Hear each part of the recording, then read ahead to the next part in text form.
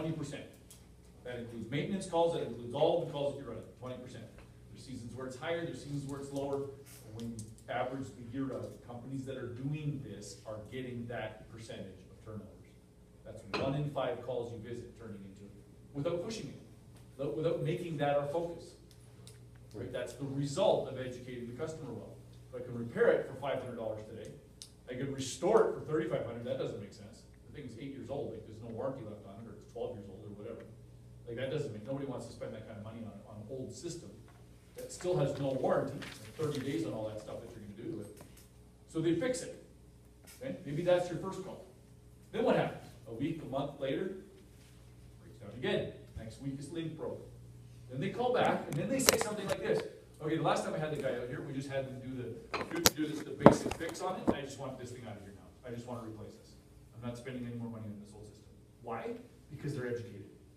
In the old way, they would have said, it's doing the same thing, send it back, you guys don't know what you're doing. And now they're saying, it's doing that again. Something else broke down, and I don't want to fix this anymore. Because they're educated, that's it. That's the only difference. You simply educate them. So don't get your replacement numbers mixed into this right now. Just leave that alone. We got to get to the repair options first. And if they choose replacement at that point, then we build in a new set of options for replacement. We switch gears from service technician to replacement. That's all. Yes. So unless they actually say, what does it cost to replace it, then you're putting in an option C. If they don't say anything about replacement, you're not writing an option C? Option C is going to be in their options, yes. We're always going to give them option C. But while we're doing price transparency, we're not mentioning those numbers. Correct. We're leaving those numbers out of this price transparency. We're going to build the option for sure. It's there. You're Yes. just not talking about it until they say something. That's okay. I get it. Which is probably Right. Okay? So my question or statement is, okay, so we're not putting the price on C that you guys brought up, but that goes into like, they're sold on the repair, and then there's also the replace. So it's like a repair versus replace situation where the repair costs are $4,000 to $5,000 for your systems. How much? You're already $5,000 in on this repair. Right. So $2,000 more for your new system. Right. Right. So and that will become really obvious when we get to the present step and we put those options down in front of the customer. Right? Then we can get to that. But for this moment, like just recognize where we are in the call. We're still just uncovering what's going on. We're just asking questions and doing our evaluation. And the customer has asked, that sounds awesome, how much would it cost? Like, well, what it's going to take to do all this? I can give you a ballpark. Talking about option B. What's it going to take to get this whole system reliable again, to fix the chain, so to speak. Talking about option A. What's it going to take to fix the link? That's the distinction. Yeah. So I'm a little confused. So every time option C is system replacement, Yes. regardless of whether the unit is 2 years old or 3 years old. Yes. Yes. Because the repairs could be so And, much. and the reason why is because we want this to be uniform. So we want to make this easy for everyone. So, which is why in most, I don't know if you're pre-printing these on your options, are option A, B, and C pre-printed for HVAC? No. But it makes it easier.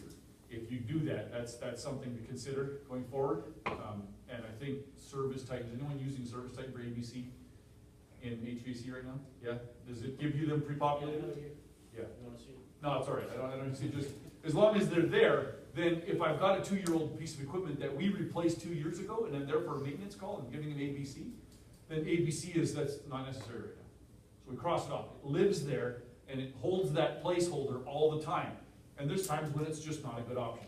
We're not going to talk about replacing equipment because we just did that. So you have 2 options, A and B. That make sense?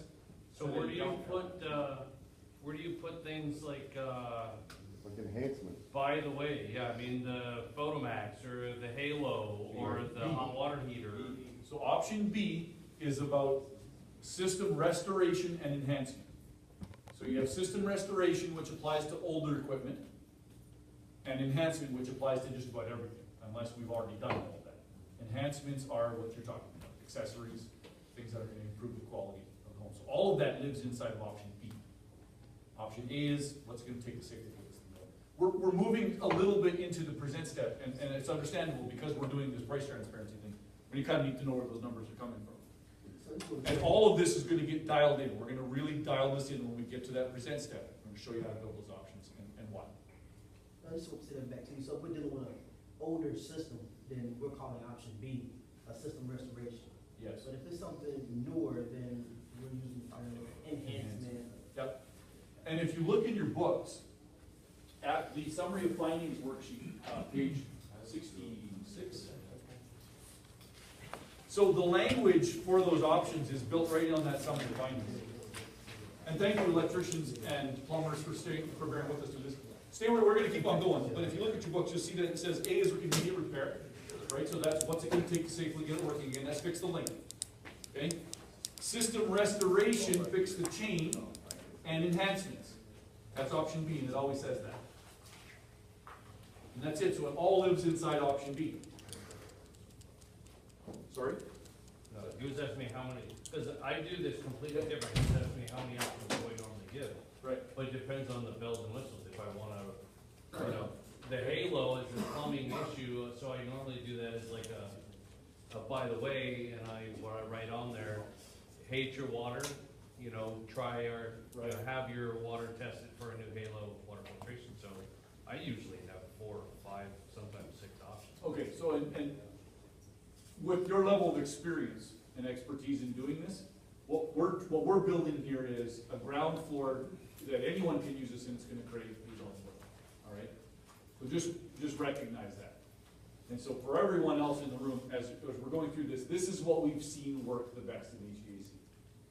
Is just these ABC options, is just keep it simple, and you'll see that people will come alongside it. Oh, but I mean, I by no means think that, That your way is the best. right, I'm Right. Yeah, So open to learn. So I'll challenge you to try it, John, and Oh, let's see absolutely. what kind of results you're gonna start to get, Yeah, absolutely. right? Because this creates a pivot point on that option B. We look at option B and say, especially on older equipment, right, like it's gonna be, what, $6 grand? To put all the accessories in and do the replacement, that's not unreasonable, right? That's a realistic number. Let's enhance it, let's restore it, that's $6,000, that's ridiculous, why would I spend that kind of money on it, right? I can jump to $12,000 and have a brand new system with 10 years of warranty, that makes more sense, right? Or $500 and I can fix it, and now I got, and so now you start to see how the $500 looks cheap. Like I just took the cheapest repair today because I just want to limp it by with the cheapest repair. See how that language just starts to generate itself in the customer's mind? Instead of like, take it or leave it, one option, $500, like, holy crap, $500? Right, see the context of the options makes the difference. 2 questions. One, our systems don't always come with all of the enhancements. Yep. So that stuff you're gonna have to tack on, but what if they start picking and choosing through those enhancements? Beautiful, and we pick and choose and we throw them in. Yep, all of that's okay. They're not take it or leave it. So what we want to do is give them that one big option B, and then if they say, well, I want to do this repair, but I kind of also want this, okay, fantastic. Now I just start adding, and they just start building whatever they want. But this gives them the awareness that the bare minimum to safely get you going is $500, and I've only fixed the link.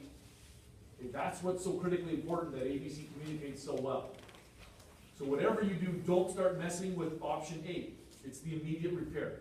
What's it going to take to safely get this thing running on the business? That's it. Not, and there's 3 other things that I think are really important. Great, good. What did it be? Right? A is what A is, and that's it. That'll make your callbacks go away. All of those customers thinking that you fixed it, now that means it should be warranted for the next 5 years. Like, no, you fixed that. You got a 30-day warranty on the capacitor. That's what you got. Capacitor's fine today. Now it's the contactors that are broken. And by the way, I put the contactors in B last time I was here. Right? You see the difference? That's why. All right, I don't want to live here much longer. I want to skip it and get some more practice. So let's move this to a yellow level practice.